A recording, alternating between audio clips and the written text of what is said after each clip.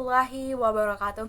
Halo semuanya, perkenalkan nama saya Umi Nur Hayati dengan NPM 2503050089 dari kelas 2C. Pada video kali ini saya akan menjelaskan 14 soal materi PKN yang mencakup CPMK 1 hingga CPMK 7, mulai dari landasan pendidikan kewarganegaraan di sekolah dasar hingga isu digital citizenship. Saya akan menjelaskan secara berurutan dari nomor 1 sampai nomor 14. Langsung saja kita mulai dari nomor 1. Nomor 1. Sebutkan dan jelaskan apa saja landasan pendidikan kewarganegaraan di sekolah dasar. Pendidikan kewarganegaraan di sekolah dasar mencakup 4 landasan. Pertama, landasan filosofis, yaitu Pancasila sebagai dasar dan pandangan hidup bangsa. Jadi, nilai-nilai sila Pancasila itu menjadi ruh dan arah dari setiap materi PKN yang diajarkan. Kedua, landasan yuridis yang memberi kekuatan hukum atas nilai tersebut. Nah, ini tercantum dalam Undang-Undang Dasar 1945 pasal 27 sampai 34 dan pasal 31. Juga Undang-Undang tentang Sistem Pendidikan Nasional dan Undang-Undang tentang Kewarganegaraan Republik Indonesia. Ketiga, landasan historis yang merujuk pada sejarah perjuangan bangsa untuk merebut dan mempertahankan kemerdekaan. Landasan ini penting untuk menumbuhkan rasa cinta tanah air dan semangat nasionalisme. Keempat, landasan sosiologis yang memandang keragaman budaya, agama, dan suku di Indonesia sebagai kekayaan yang harus dikelola dengan semangat toleransi. Nomor 2. Menurut Anda bagaimana hubungan antara landasan Pancasila atau filosofis dengan Undang-Undang Dasar 1945 atau yuridis dalam merumuskan tujuan PKN di SD? Hubungan landasan Pancasila dengan Undang-Undang Dasar itu yaitu bersifat saling melengkapi, di mana Pancasila itu lebih dulu menentukan arah nilai, yaitu apa yang dianggap benar dan baik bagi bangsa Indonesia, sedangkan Undang-Undang Dasar 1945 mengubah nilai filosofis itu menjadi aturan yang mengikat dan wajib dipatuhi. Jadi, kalau tanpa Pancasila, Undang-Undang Dasar akan kehilangan ruh. Sebaliknya, tanpa Undang-Undang Dasar, nilai Pancasila hanya menjadi cita-cita tanpa kekuatan hukum. Nah, perpaduan keduanya inilah yang melahirkan PKN di sekolah dasar, yaitu untuk mencetak warga negara yang cerdas, berkarakter Pancasila, dan taat terhadap hukum. Nah, nomor 3, apa saja unsur-unsur yang membentuk identitas nasional bangsa di Indonesia? Unsur-unsur yang membentuk yaitu terdapat 5 unsur identitas nasional bangsa Indonesia. 1.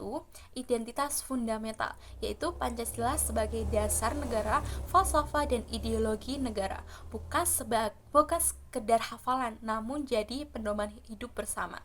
2. Identitas instrumental, yaitu Undang-Undang Dasar 1945 dan tata perundangan. Nomor 3, bahasa Indonesia sesuai dengan Ikrar Sumpah Pemuda sebagai bahasa pemersatu di tengah banyaknya bahasa daerah. 4. Identitas alamiah dan kultural, yaitu suku, agama, dan kebudayaan yang beragam di Indonesia. 5. Identitas simbolik, yaitu bendera, lambang negara, dan lagu kebangsaan yang merepresentasikan eksistensi Indonesia. Nomor 4. Dari kelima sila Pancasila, sila manakah yang paling dominan untuk membentuk karakter gotong royong pada siswa SD? Dan bagaimana Anda menghubungkan dengan pembelajaran PKN? Menurut saya, sila Pancasila yang paling dominan dalam membentuk gotong royong adalah sila ketiga atau Persatuan Indonesia yang paling menonjol, karena yang paling menonjol dalam membentuk karakter gotong royong siswa SD, karena nilai kebersamaan dan kerjasama menjadi inti dari sila ini. Nah, di kelas biasanya nilai ini bisa diwujudkan lewat piket kelas, kerja kelompok, dan kerja bakti sekolah. Kegiatan sederhana yang membuat siswa merasakan langsung makna persatuan, bukan sekedar menghafalnya sebagai konsep. Lalu, nomor 5. Sebutkan contoh hak dan kewajiban warga negara yang tercantum dalam Undang-Undang Dasar 1945. Nah, hak dan kewajiban warga negara Undang-Undang Dasar 1945 muat banyak sekali hak sekaligus kewajiban. Contohnya hak antara lain hak mendapat pendidikan, hak atas pekerjaan dan penghidupan layak, terus hak memeluk agama dan hak menyampaikan pendapat. Di sisi lain, warga negara juga dibebani dengan kewajiban seperti menjunjung hukum dan pemerintahan, menghormati hak orang lain, dan ikut serta dalam bela negara. Poin pentingnya yaitu hak dan kewajiban itu sebenarnya saling berpasangan. Hak seseorang baru bisa terpenuhi kalau orang lain menjalankan kewajibannya. Jadi, PKN perlu menekankan keseimbangan antara keduanya. Lalu, nomor 6. Ketika Anda melaksanakan PPL atau pengenalan lapangan persekolahan, adakah kasus siswa SD lebih menuntut hak tetapi melalaikan kewajibannya? Bagaimana seharusnya seorang guru menyikapi hal tersebut? Berdasarkan konsep tanggung jawab warga negara, berikan solusi konkret menurut Anda. Kasus seperti ini mungkin sering dijumpai saat PPL. Siswa menuntut hanya untuk bermain dan beristirahat, tapi lupa akan kewajiban dalam mengerjakan PR maupun piket. Nah, menurut saya hukuman saja bukan solusi yang tepat.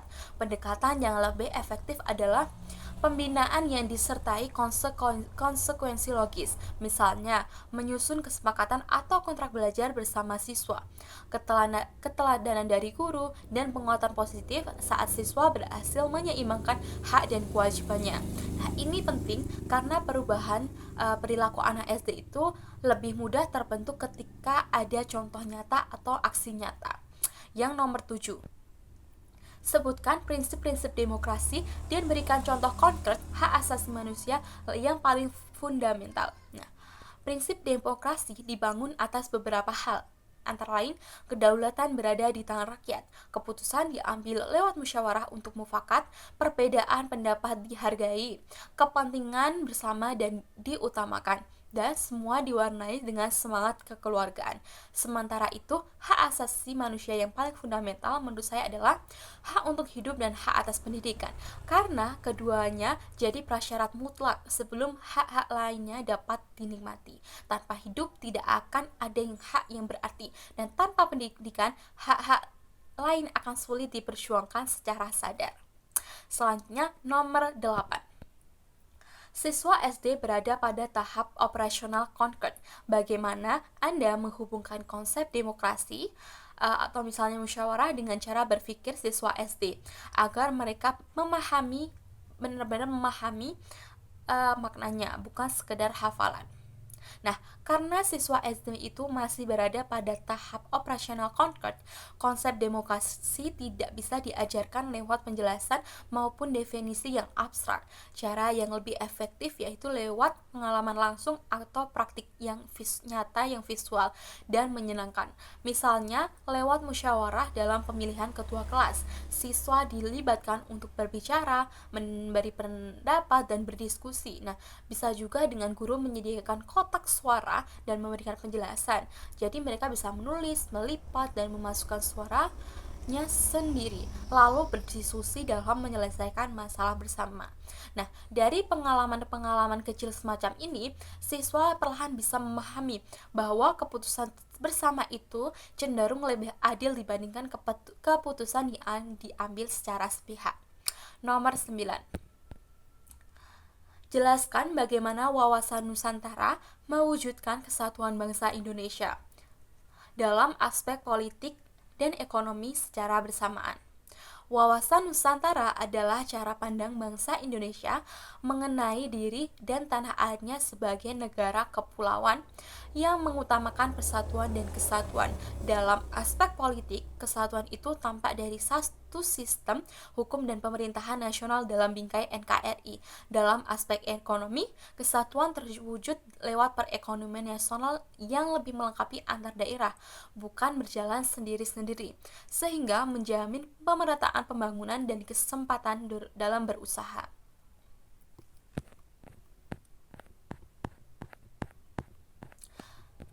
Selanjutnya nomor 10.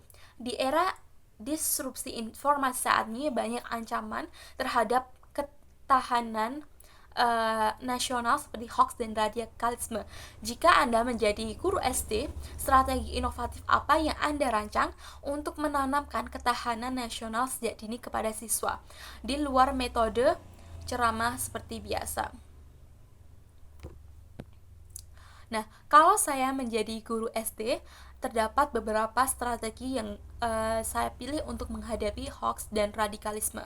Pertama yaitu literasi digital sederhana perlu dikenalkan sejak dini dengan mengajarkan siswa menjadi pelopor dan pelapor, membiasakan mereka untuk mengecek sumber dan logika sebelum mereka mempercayai serta membagikan informasi. Kedua, dengan mengajarkan pendidikan toleransi dan keberagaman, memperkenalkan nilai saling menghargai sejak dini di sekolah dan keluarga untuk membangun kekebalan moral terhadap propaganda intoleransi. Nomor 11. Analisislah capaian pembelajaran atau CP PKN pada fase B atau kelas 3 sampai 4.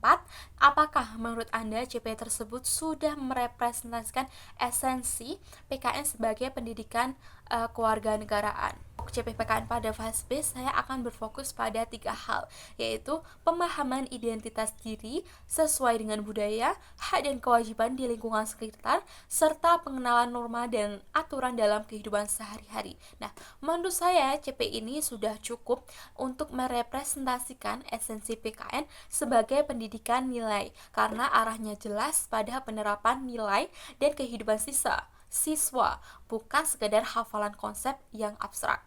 Selanjutnya nomor 12. Rancangkan secara lisan sebuah skenario pembelajaran PKN untuk materi keberagaman selama 15 menit. Sebutkan model, metode, dan media yang Anda pilih, serta jelaskan alasan memilih pendekatan tersebut untuk siswa SD. Untuk materi keberagaman dalam 15 menit saya akan memilih model cooperative learning tipe jigsaw yang dipadukan dengan pendekatan kontekstual. Metodenya berupa diskusi kelompok dan permainan peran, didukung dengan media gambar seperti rumah adat, pakaian adat, dan lainnya, setelah video pendek tentang keberagaman di lingkungan sekitar. Di bagian pendahuluan yaitu guru melakukan persepsi dengan mengaitkan materi pada kehidupan nyata. Misalnya, guru menampilkan gambar rumah adat, lalu menyampaikan tujuan pembelajaran dan membagi siswa dalam kelompok asal. Nah, nanti setiap kelompok itu diberi nomor 1 hingga 4. Nah, setiap kelompok akan dipilih satu kelompok inti atau kelompok ahli untuk berdiskusi. Nah, jika kelompok ahli itu sudah di briefing oleh guru, nanti mereka bisa menyampaikan ke kelompoknya untuk berbagi hasil diskusi, dan setiap kelompok itu akan maju untuk presentasi. Nah, untuk penutupnya, guru melakukan evaluasi dan refleksi lewat kuis singkat untuk memastikan pemahaman siswa. Pendekatan ini saya pilih karena sesuai dengan tahap operasional konkret siswa SD yang cenderung lebih memahami sesuatu lewat objek nyata dibanding dengan penjelasan semata. Nomor 13.